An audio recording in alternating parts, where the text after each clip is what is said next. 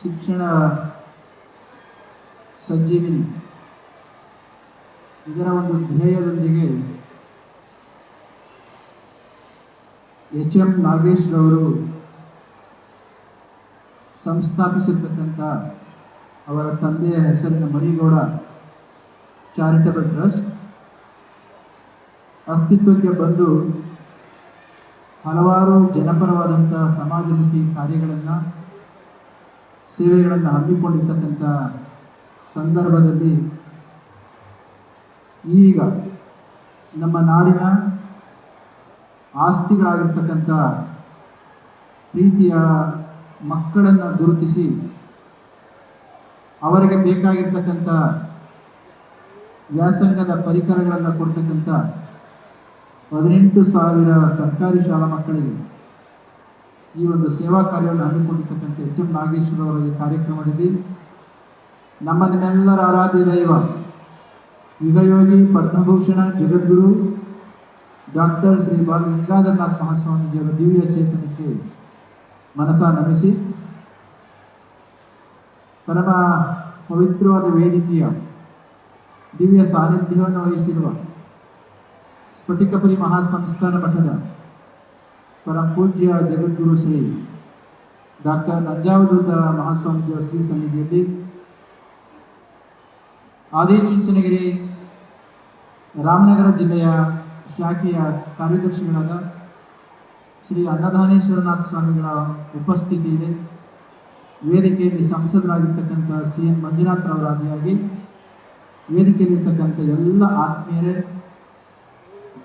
ಸೇವಾ ಬಂಧುಗಳೇ, ಮಾತೆಯರೇ, ಪ್ರೀತಿಯ ಮಕ್ಕಳೇ, ಮಾಧ್ಯಮ ಸ್ನೇಹಿತರೆ, ಇದು ಮಕ್ಕಳ ಕೇಂದ್ರಿತ ಕಾರ್ಯಕ್ರಮ ಆಗಿರೋದ್ರಿಂದ, ಸೇವಾ ಕಾರ್ಯಕ್ರಮ ಆಗಿರೋದ್ರಿಂದ ಮಕ್ಕಳಿಗೆ ಪರಿಕರಗಳನ್ನು ಕೊಡುವ ಕಾರ್ಯ ಇನ್ನೂ ಉಳಿದಿರೋದ್ರಿಂದ ಹೆಚ್ಚು ಮಾತನಾಡಲಿಕ್ಕೆ ಹೋಗದರೆ ಎಚ್.ಎಂ. ನಾಗೇಶ್ ಅವರು ಎನ್ವಿರಾನ್ಮೆಂಟಲ್ ಎಂಜಿನಿಯರ್.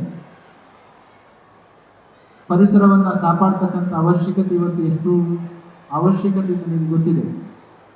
ಅದನ್ನು ಉಳಿಸಿ ಬೆಳೆಸ್ತಕ್ಕಂಥ ಎಂಜಿನಿಯರಿಂಗ್ ಪದವಿಯನ್ನು ಪಡ್ಕೊಂಡು ಒಂದು ಕನ್ಸಲ್ಟೆನ್ಸಿಯನ್ನು ಪ್ರಾರಂಭ ಮಾಡಿ ಇತ್ತೀಚಿನ ವರ್ಷಗಳಲ್ಲಿ ಯಾವುದೇ ಒಂದು ಕಟ್ಟಡವನ್ನು ಪ್ರಾರಂಭ ಮಾಡಬೇಕು ಅಂದರೆ ಬಯೋಡೈವರ್ಸಿಟಿ, ಜೀವ ವೈವಿಧ್ಯಕ್ಕೆ ತೊಂದರೆ ಆಗದ ರೀತಿಯಲ್ಲಿ ಕಟ್ಟಡಗಳ ನಿರ್ಮಾಣ ಆಗಬೇಕು, ಸೌಧಗಳ ನಿರ್ಮಾಣ ಆಗಬೇಕು. ಅದಕ್ಕೆ ಸರ್ಟಿಫಿಕೇಟ್ಸ್ಗಳನ್ನ ತಗೊಳ್ಬೇಕು ಅಂತಂದರೆ ತುಂಬ ಪ್ರಯಾಸದ ಕೆಲಸ. ಅದಕ್ಕೆ ಮಾರ್ಗದರ್ಶನವನ್ನು ಮಾಡಿ ಪರಿಸರಕ್ಕೂ ತೊಂದರೆ ಆಗಬಾರ್ದು, ಅಭಿವೃದ್ಧಿಯ ನಿಟ್ಟಿನಲ್ಲಿ ಹೊರಟಿರ್ತಕ್ಕಂಥ ವ್ಯಕ್ತಿಗಳಿಗೂ ಸಂಸ್ಥೆಗಳಿಗೂ ತೊಂದರೆ ಆಗಬಾರ್ದು. ಇದರ ಮಧ್ಯದಲ್ಲಿ ಒಂದು ಸೇತುವೆಯಾಗಿ, ಬ್ರಿಡ್ಜ್ ಆಗಿ ಕೆಲಸ ಮಾಡ್ತಾ ಇರ್ತಕ್ಕಂಥವ್ರು ನಮ್ಮ ಎಚ್.ಎಂ. ನಾಗೇಶ್ ಅವರು. ಇಂತಹ ಒಂದು ಹೊತ್ತಿನಲ್ಲಿ ನಾಗೇಶ್ ತಾನು ದುಡಿದ ಹಣ, ತನ್ನಲ್ಲಿ ಬಂದಂಥ ಹಣವನ್ನು ಕೇವಲ ಸಂಸಾರಕ್ಕಷ್ಟೇ ಉಪಯೋಗಿಸಿದಲೇ ಸಮಾಜದ ಸೇವೆಯನ್ನೂ ಕೂಡ ಮಾಡಬೇಕು ಅನ್ನೋ ಕಾರಣಕ್ಕೋಸ್ಕರ ತಂದೆ ಹೆಸರಿನಲ್ಲಿ ಪ್ರಾರಂಭಿಸಿದ ಚಾರಿಟಬಲ್ ಟ್ರಸ್ಟ್ ಹಲವಾರು ಸೇವಾ ಕಾರ್ಯಕ್ರಮಗಳನ್ನು ಮಾಡೋದ್ರ ಜೊತೆಯಲ್ಲಿ ಇವತ್ತು ಪ್ರತಿಭಾ ಪುರಸ್ಕಾರವನ್ನು ಮಾಡ್ತಕ್ಕಂಥದ್ದು, ಮಕ್ಕಳಿಗೆ ಸಾಮಗ್ರಿಗಳನ್ನು ಕೊಡುವ ಕಾರ್ಯಕ್ರಮ ಮಾಡಿದರೆ ತುಂಬ ಸಂತೋಷ. ಅವರ ಈ ಸೇವಾ ಕಾರ್ಯ ಬಹಳಷ್ಟು ಮುಂದುವರಿಯಲಿ. ವಿವೇಕಾನಂದರು ಮತ್ತೆ ಮತ್ತೆ ಹೇಳ್ತಾ ಇದ್ರು, ಬದುಕಿದ್ದಾಗ ಯಾರು ಪರರ ಸೇವೆಯನ್ನು ಮಾಡ್ತಾರೋ ಸತ್ತ ಮೇಲೂ ಕೂಡ ಬದುಕಿರ್ತಾರಂತೆ. ಆದರೆ ಸ್ವಾರ್ಥಕ್ಕೋಸ್ಕರ ತನಗೆ ಮಾತ್ರ ಬದುಕ್ತಕ್ಕಂಥ ವ್ಯಕ್ತಿ ಬದುಕಿದಾಗಲೂ ಕೂಡ ಸತ್ತಾಗಿರ್ತಾನೆ, ಸತ್ತ ಮೇಲಂತೂ ಸತ್ತಾಗಿ ಹೋಗ್ತಾನೆ. ಅದಕ್ಕೋಸ್ಕರ ಸೇವೆಯ ಮಹತ್ವನ ತಿಳಿಸ್ತಕ್ಕಂಥ ಈ ಒಂದು ಪವಿತ್ರ ಕಾರ್ಯಕ್ರಮ ತುಂಬ ಸಾಕಾರಗೊಂಡಿದೆ. ಈ ಕಾರ್ಯಕ್ರಮಕ್ಕೆ ರವಿ ಸುಬ್ರಹ್ಮಣ್ಯ ಅವರು, ಶಾಸಕರು, ಅವರು ಕೂಡ ಬಂದಿದ್ದಾರೆ. ನಮ್ಮ ಒಕ್ಕಲಿಗರ ಸಂಘದ ಎಲ್ಲ ಪದಾಧಿಕಾರಿಗಳು ಕೂಡ ಬಂದಿದ್ದೀರಿ. ನಮ್ಮ ಚನ್ನಪಟ್ಟಣದ ನಾಗರಿಕರು ಬಹಳಷ್ಟು ಜನ ಬಂದಿದ್ದೀರಿ. ನಿಮ್ಮೆಲ್ಲರನ್ನು ಕೂಡ ಈ ಸಂದರ್ಭದಲ್ಲಿ ನೆನಪು ಮಾಡಿಕೊಂಡು ಸೇವೆ ನಮ್ಮ ಬದುಕಿನ ಭಾಗವಾಗಬೇಕು.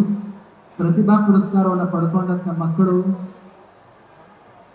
ತಾವು ಎಲ್ಲೆಲ್ಲಿ ಸಹಾಯವನ್ನು ಪಡ್ಕೊಳ್ತಿರೋ ಅಲ್ಲಿಗೆ ಋಣಿಗಳಾಗಿರ್ತಕ್ಕಂತಹದನ್ನು ನಾವು ಮರಿಬಾರದು. ಪ್ರತಿಭೆ ಒಂದೇ ಸಾಲದು, ಪ್ರತಿಭೆಯ ಜೊತೆಯಲ್ಲಿ ಮಾನವೀಯ ಅಂತಃಕರಣನೂ ಕೂಡ ಇರ್ತಕ್ಕಂತಹದ್ದು. ಪ್ರತಿಭೆಗಳನ್ನು ಗುರುತಿಸ್ತಕ್ಕಂಥದ್ದು ಆಯಾಯ ಕಾಲದ ನಾಗರಿಕ ಸಮಾಜದ ಒಂದು ಕರ್ತವ್ಯ. ಒಂದು ವೇಳೆ ಪ್ರತಿಭೆಗಳು ಆಂಟಿ ಸೋಷಿಯಲ್ ಎಲಿಮೆಂಟ್ಸ್ ಕೈನಲ್ಲಿ ಸಿಗಾಕೊಂಡದ್ದಾದರೆ, ಸಮಾಜ ವಿದ್ರೋಹಿ ವ್ಯಕ್ತಿಗಳ ಕಡೆ ಸಿಗಾಕೊಂಡದ್ದಾದರೆ ದೇಶ ನಷ್ಟವನ್ನು ಅನುಭವಿಸಬೇಕಾಗತ್ತೆ. ಅದಕ್ಕೆ ಆಯಾ ಕಾಲಕ್ಕೆ ಪ್ರತಿಭೆಗಳನ್ನು ಗುರುತಿಸಿ ಶಿಷ್ಟ ಸಮಾಜಕ್ಕೆ ಸ್ವಚ್ಛ ಸಮಾಜವನ್ನು ನಿರ್ಮಾಣ ಮಾಡಲಿಕ್ಕೋಸ್ಕರ ಸೇವಾ ಕಾರ್ಯಕ್ಕೆ ತೊಡಗಿಸ್ಬೇಕು ಅಂತಂದರೆ ಅವರನ್ನು ಗುರುತಿಸ್ತಕ್ಕಂಥ ಕೆಲಸವನ್ನು ಮಾಡ್ತಕ್ಕಂಥದ್ದು ಅನಿವಾರ್ಯ. ಈ ಹಿಂದಿನ ಇತಿಹಾಸಗಳನ್ನು ನೋಡಿದ್ದೇವೆ. ಒಬ್ಬ ಕರ್ಣನನ್ನು ಅಂದಿನ ನಾಗರಿಕ ಸಮಾಜ ಗುರುತಿಸದೆ ಹೋದದಕ್ಕೆ ಪ್ರತಿಭೆ ಒಬ್ಬ ದುಷ್ಟನ ಪಾಲಾದದ್ರಿಂದ ಒಂದು ಮಹಾಭಾರತ ಯುದ್ಧಕ್ಕೆ ನಾಂದಿಯಾಗಲಿಕ್ಕೆ ಸಾಧ್ಯ ಆಯಿತು. ಅದೇ ರೀತಿ ಜರ್ಮನಿಯಲ್ಲಿ ಒಬ್ಬ ಶ್ರೇಷ್ಠ ವಿಜ್ಞಾನಿ ಐನ್ಸ್ಟೈನ್ ಅಂತಕ್ಕಂಥವನು ಇದ್ದ. ಅವನನ್ನು ಹುಡುಕಿ ಸಾಯಿಸಬೇಕು ಅಂತ ಮಹಾನ್ ಪ್ರತಿಭೆಯನ್ನು ಸಾಯಿಸಲಿಕ್ಕೆ ಹೊರಟಂಥ ಹಿಟ್ಲರ್ಗೆ ಹೆದರ್ಕೊಂಡು ಅಮೆರಿಕಕ್ಕೆ ಹೋದ್ರಿಂದ ಅವನು ಕಂಡಿಡಿದಂಥ ಸೂತ್ರವನ್ನು ಇಟ್ಟುಕೊಂಡು ಆಟಮ್ ಬಾಂಬನ್ನು ಮಾಡಿ ಹಿರೋಶಿಮಾ ನಾಗಸಾಕಿ ಮೇಲೆ ಹಾಕಿದಂಥ ಅಂದಿನ ಪರಿಣಾಮ ಇವತ್ತಿಗೂ ಕೂಡ ನಮಗೆ ನೆನಪಿಸುತ್ತದೆ. ಅರ್ಥ ಏನು? ಪ್ರತಿಭೆಗಳನ್ನು ಗುರುತಿಸುವ ರೀತಿಯಲ್ಲಿ ಸಮಾಜ ಗುರುತಿಸಿದ್ದೆ ಆದರೆ ಆ ಪ್ರತಿಭೆಗಳಿಂದ ಬಂದಂಥ ಶಕ್ತಿಯನ್ನು ಸಮಾಜವನ್ನು ಕಟ್ಟುವ ಕೈಂಕರ್ಯಕ್ಕೆ, ದೇಶವನ್ನು ಕಟ್ಟುವ ಕೈಂಕರ್ಯಕ್ಕೆ ತೊಡಗಿಸಲಿಕ್ಕೆ ಸಾಧ್ಯ ಆಗುತ್ತೆ. ಅದಕ್ಕಾಗಿ ಇವತ್ತು ಪ್ರತಿಭಾ ಪುರಸ್ಕಾರವನ್ನು ಕೂಡ ಜೊತೆಯಲ್ಲಿ ಮಾಡಿರ್ತಕ್ಕಂಥ ತುಂಬ ಸಂತೋಷ.